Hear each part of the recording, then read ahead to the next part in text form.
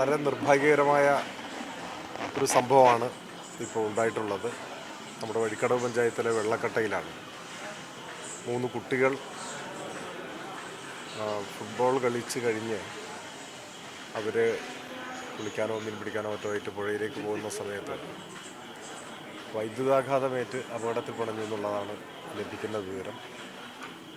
അത് സംബന്ധിച്ചെല്ലാം വിശദമായ പരിശോധനയും അന്വേഷണവും നടക്കേണ്ടതാണ്.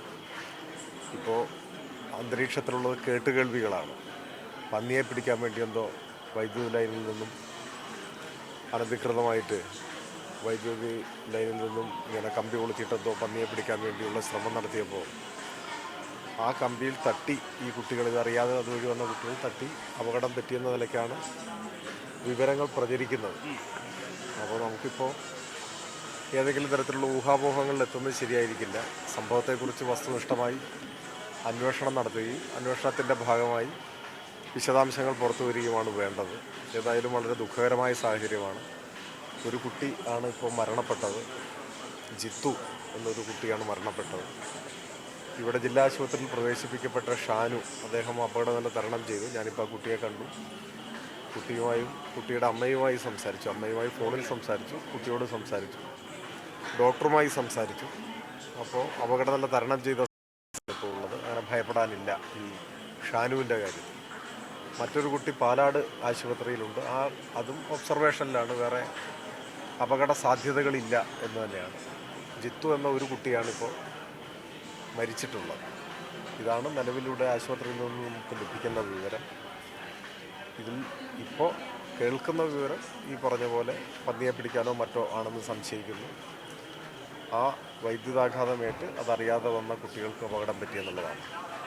ഇത്തരത്തിലുള്ള അപൂർവം സംഭവമാണെങ്കിലും ഒറ്റപ്പെട്ട് കേരളത്തിൽ പലയിടത്തുനിന്ന് റിപ്പോർട്ട് ചെയ്യപ്പെടാറുണ്ട്. അതിലൊക്കെ പൊതുവെ കർശന നടപടിയാണ് സ്വീകരിച്ച് കാണാറുള്ളത്.